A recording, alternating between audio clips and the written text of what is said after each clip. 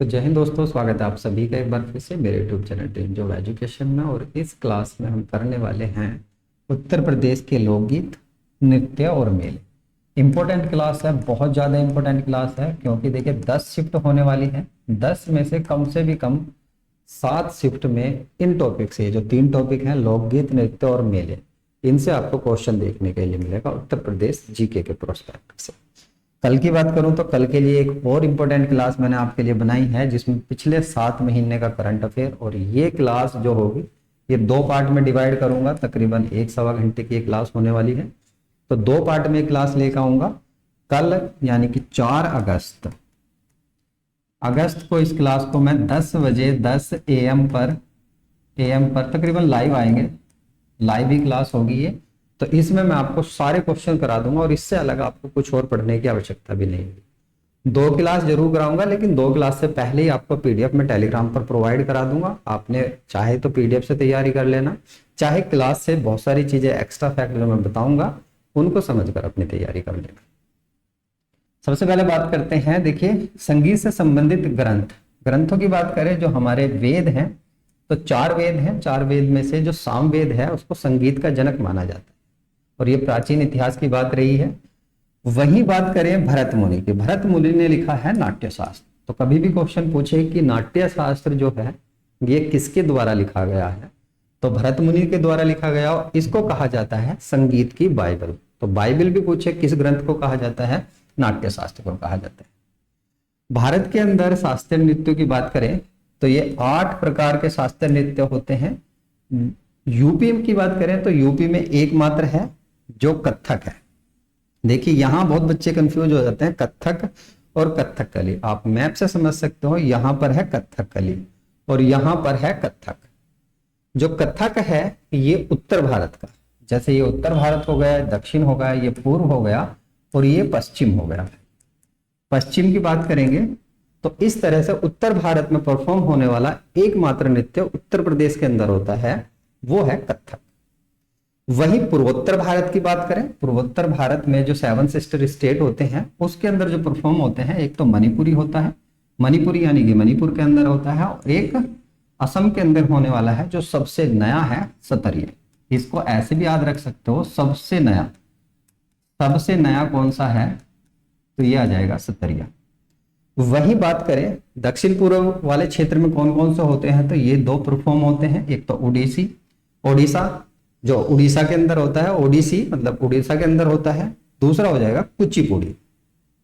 तो इंपॉर्टेंट है कुचिपुड़ी, क्योंकि उड़ीसा तो सब मार्क कर ही लेंगे, जैसे मणिपुरी सभी मार्क कर लेंगे, लेकिन कुचिपुड़ी कहां पर होता है, आंध्र प्रदेश के अंदर होता है। दक्षिण भारत की बात करें तो यहाँ पर 2 परफॉर्म होते हैं, एक तो 3 परफॉर्म होते हैं, एक तो मोहिनीअट्टम और कथकली, ये दोनों के दोनों इंपॉर्टेंट है, केरल के अंदर होते हैं, और एक होता है भरतनाट्यम जो तमिलनाडु। और भरतनाट्यम जो है ये सबसे पुराना है, सबसे पुराना।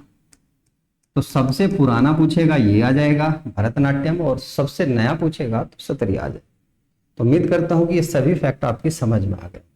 यहाँ छऊ की बात करें तो जो छऊ है इसको देखिए, राज्य स्तर पर शास्त्रीय नृत्य बताया जाता है, नौवा शास्त्रीय नृत्य बताया गया है। अभी है नहीं ये, लेकिन भविष्य में बन सकता है कि छऊ जो है वो हमारा नौवा शास्त्रीय नृत्य बन जाए। सबसे पहले कथक के बारे में बात कर लेते हैं। देखिए उत्तर प्रदेश का एकमात्र शास्त्रीय नृत्य कथक है, जिसका जन्म क्षेत्र जो है वो तो ब्रज है, लेकिन केंद्र जो रहा है इसका अवध यानी कि लखनऊ वाला क्षेत्र रहा है। और इसके लिए एक जो राजा रहे हैं वो रहे हैं नवाब वाजिद अली शाह। ये इसको जो है प्रचार प्रसार के लिए जाने जाते हैं, और जिसने हिस्ट्री में ये नाम पढ़ा होगा, क्योंकि अंग्रेजों ने इन पर कुशासन का आरोप लगाकर इनसे जो इनका राज्य छीन लिया था, वो यही कारण था कि इनके जो दरबार में सबसे ज्यादा कथक परफॉर्म होता था। वहीं देखिए उन्नायक की बात करें, कथक के उन्नायक जो हैं ठाकुर प्रसाद जी हैं।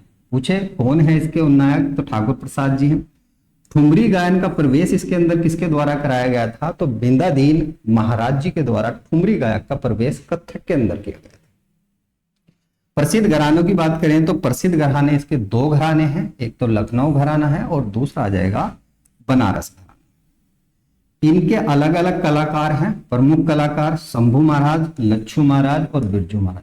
बड़ा आसान है, जहां भी महाराज दिखेगा ये लखनऊ के अंदर आ जाएंगे। और उसके साथ साथ एक नाम और याद कर लेना, तनुश्री। हैं तो और भी काफी सारे नाम, लेकिन आपसे उत्तर प्रदेश पुलिस में जितने पूछे जा सकते हैं उतने बस यही है। बनारस घराने की बात करें तो शिव नंदन मिश्र आ जाएंगे, और बड़े रामदास, छोटे रामदास। बड़े रामदास, छोटे रामदास बनारस घराने से हैं। उदय शंकर और सितारा देवी, इंपोर्टेंट है, सितारा देवी किस घराने से जुड़ी हुई हैं? बनारस से। और ये दोनों के दोनों घराने ही जो हैं कथक परफॉर्म करते हैं। आगे बात करें तो देखिए कुछ इंपोर्टेंट संस्थान हैं, कुछ इंपोर्टेंट संस्थान हैं जो नृत्य से जुड़ी हुई हैं। नाटक, शास्त्रीय अकेडमी, कला संस्थान, इनसे जुड़ी हुई है। इनसे सीधा सीधा क्वेश्चन ये बनता है कि ये जो संस्थान है किस जगह पर है? जैसे लखनऊ के अंदर, सारी लखनऊ के अंदर दिखाई दे रही है, ज्यादातर लखनऊ के अंदर ही है। दो अलग हैं, एक वाराणसी और दूसरी आगरा। ये भी बड़ी आसान है, आप याद कैसे करोगे? तो यहां पर आपको 2 पॉइंट याद रखने हैं। एक तो है कहां पर, और इसका गठन कब किया गया था, तो इसको बनाई कब गई थी, इस तरह से याद करने हैं। सबसे पहले बात करते हैं भातखंडे संगीत संस्थान की। इसको 1926 ईस्वी में बनाया गया था। भातखंडे संगीत संस्थान 1926 है कहां पर? लखनऊ के अंदर। राज्य ललित कला अकादमी, ये भी लखनऊ के अंदर है, और 26 का जस्ट उल्टा 1962 ईस्वी में बनाया गया। उत्तर प्रदेश संगीत नाटक अकादमी, ये कहां पर मिलेगी? ये भी लखनऊ के अंदर है, और इसको 1962 से जस्ट आगे 1963 में बनाया गया। ऐसे आप याद कर सकते हैं। वहीं भारतेंदु नाटक अकादमी की बात करें तो 1975 ईस्वी में। इसकी डेट और इसकी डेट बहुत ज्यादा पूछी जा चुकी है, तो इन दोनों को फोकस जरूर करके चलिए। वही बात करें राष्ट्रीय कथक संस्थान, क्योंकि उत्तर प्रदेश के अंदर एकमात्र शास्त्रीय नृत्य है राष्ट्रीय स्तर का, तो राष्ट्रीय कथक संस्थान होगी तो लखनऊ के अंदर ही है, और डेट है 1988 में इसको बनाया गया था। बनारस हिंदू विश्वविद्यालय, ये नहीं पूछेगा कि ये कहां पर है। उसी तरह आगरा विश्वविद्यालय, ये नहीं पूछेगा कि कहां पर है। दोनों को कट मार सकते हो आप। रखे मैंने इसलिए हैं क्योंकि किताबों में ये सारी चीजें हैं और बच्चे ने बिना फजूल की रटते हैं, तो आपके ये रटने की आवश्यकता नहीं है, क्योंकि आप देखते ही लगा दोगे बनारस मतलब वाराणसी, आगरा मतलब आगरा। बनारस से अलग क्वेश्चन बनता है हिस्ट्री के पर्पज से। 1916 से मदन मोहन मालवीय, इनका नाम याद रखना, क्योंकि मदन मोहन मालवीय के सहयोग से ही बनारस हिंदू विश्वविद्यालय की नींव डली थी, और इसमें जो इनका सहयोग किया था वो एनी बेसेंट ने किया था। ये बस यहां से पूछा जाता और कुछ नहीं पूछा जाता। आगे बात करें, देखिए पंडित रविशंकर, इसको मैंने अलग कर दिया क्योंकि ये अपने नाम में बहुत बड़ा नाम है। पंडित रविशंकर, इनका संबंध बनारस घराने से है जो कथक से ही परफॉर्म करते हैं। हिंदू मुस्लिम एकता की दृष्टि से जो उत्सव मनाया जाता है सुलह कुल उत्सव आगरा के अंदर मनाया जाता है। देखिए हिंदू मुस्लिम की एकता यानी सुलह कराने के लिए सुलह कुल उत्सव होता है, कहां होता है? आगरा के अंदर होता है। ताज महोत्सव की बात करें, ताज महोत्सव, ताज मतलब ताजमहल, तो ये भी कहां हो जाएगा? आगरा के अंदर हो जाएगा, आगरा। यहां पर अमीर खुसरो की बात करें तो अमीर खुसरो ने जो वाद्य यंत्र का आविष्कार किया था वो सितार का आविष्कार किया था, और बहुत बार पूछा जा चुका है कि सितार का आविष्कार किसके द्वारा किया गया है? अमीर खुसरो जी के द्वारा।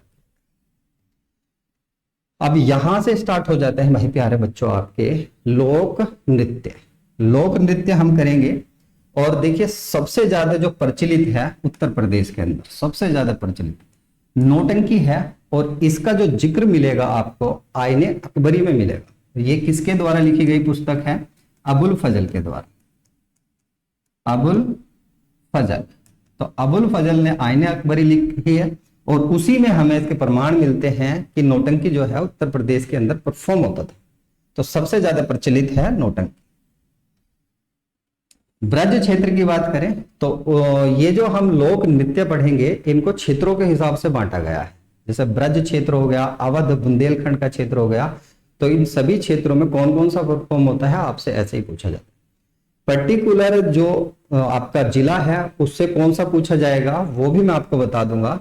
तो यहां पर सबसे पहले बात करते हैं ब्रज क्षेत्र की।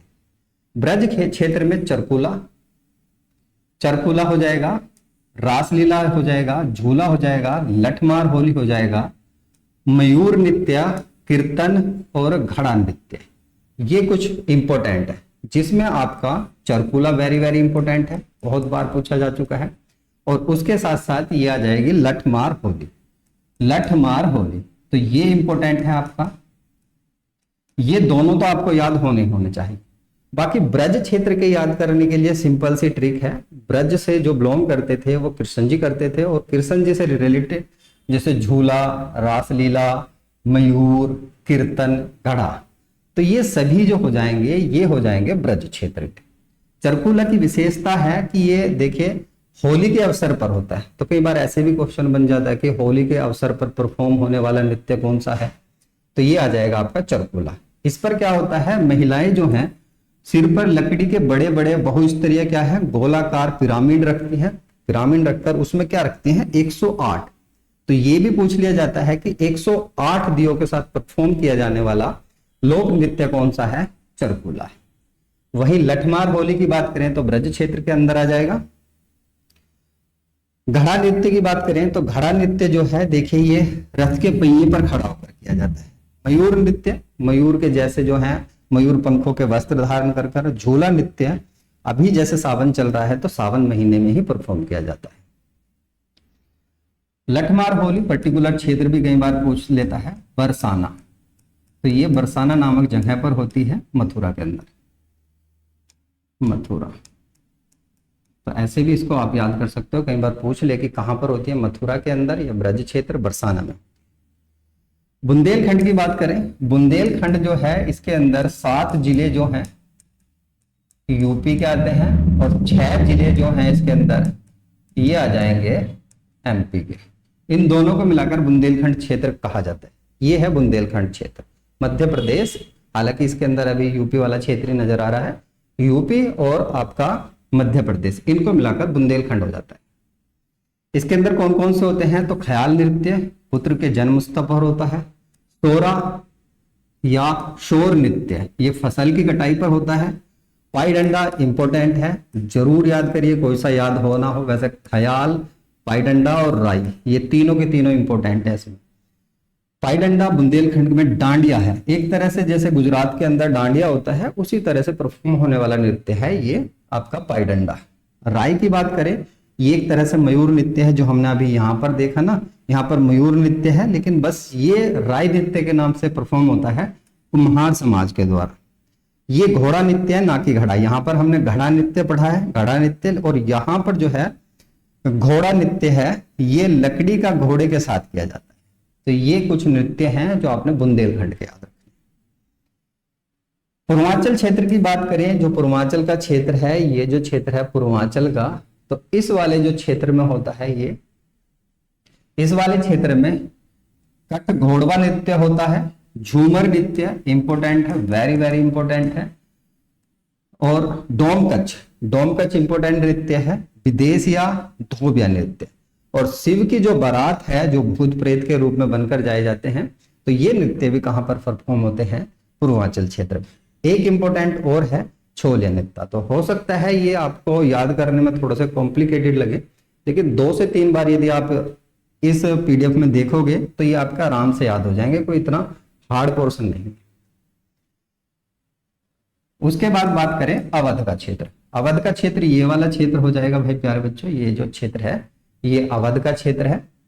अवध यानी कि जो लखनऊ वाला क्षेत्र है, वहां पर होता है देखिए बधाई नृत्य राम जन्मोत्सव पर। अभी से आप ऐसे याद कर सकते हो, जो ये है आपका अवध वाला क्षेत्र है, जो अयोध्या वाला क्षेत्र है, ये राम से जुड़ा हुआ है।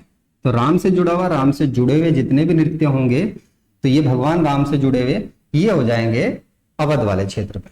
बधाई नृत्य, जोगिनी नृत्य ये रामनवमी पर परफॉर्म होता है, और बहुरूपिया नृत्य भिन्न भिन्न रूप बनाकर नृत्य किया जाता है। तो ये तीनों के तीनों यहाँ के इंपॉर्टेंट है।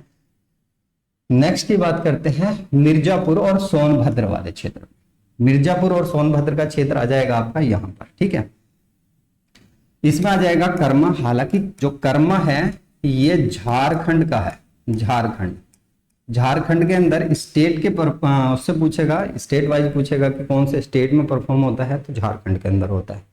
क्योंकि ये वाला जो क्षेत्र है ये झारखंड से जुड़ा हुआ क्षेत्र है, तो इसलिए ये मिर्जापुर और सोनभद्र के क्षेत्र में भी परफॉर्म होता है। जनजातीय नृत्य है, लेकिन यदि जिलों के हिसाब से पूछेगा तो आपने केवल किसको याद करना है, मिर्जापुर और सोनभद्र को याद करना है। चोलर नृत्य की बात करें, अच्छी वर्षा के लिए होता है चोलर नृत्य, अभी होगा ये परफॉर्म। सैला या सैरा नृत्य, युवकों के पैर में घुंघरू बांधकर किए जाने वाला ये नृत्य है। नेक्स्ट की बात करते हैं पश्चिमी क्षेत्र। अब पश्चिमी क्षेत्र क्या हो जाएगा, पश्चिमी यूपी वाला क्षेत्र है, जो आपका हरियाणा से जुड़ा हुआ क्षेत्र है, मेरठ है, सहारनपुर है, ये वाला क्षेत्र है। यहाँ पर होती है रागनी, गुजरी नृत्य और स्वांग। सांग जो है देखिए, ये पहले परफॉर्म होता था, बहुत मतलब बुजुर्ग लोग जो हैं वे बताते हैं कि पहले सांग होते थे, गलियों में सांग पकड़ते थे। वहीं बात करें रागनी की, तो रागनी आज भी आपको देखने के लिए मिल सकती है, जो हरियाणा वाला जो क्षेत्र है, यूपी से सटा हुआ हरियाणा का जो क्षेत्र, हरियाणा से सटा हुआ जो यूपी का क्षेत्र है, उसमें आपको ये देखने के लिए मिल सकता है। तो यहां से आपके हो जाते हैं उत्तर प्रदेश के प्रमुख लोकगीत। ये क्लास मैं नेक्स्ट अगली बार लूंगा, मतलब अगली क्लास में ये सभी चीजें करा दूंगा, क्योंकि क्लास लंबी होती जा रही है, तकरीबन 15-16 मिनट की क्लास हो चुकी है। तो ये जो लोक नृत्य है जैसे इसके बाद ही आपको ये क्लास मिल जाएगी, उसमें करेंगे। तो उम्मीद करता हूँ कि क्लास आपकी समझ में आई होगी। मिलता हूँ नेक्स्ट वीडियो में। PDF इसका आपको मेरे टेलीग्राम पर मिल जाएगा और लिंक मैंने डिस्क्रिप्शन में दिया हुआ है, वहां से जाकर आप ज्वाइन करके सभी PDF ले सकते हैं। तो धन्यवाद।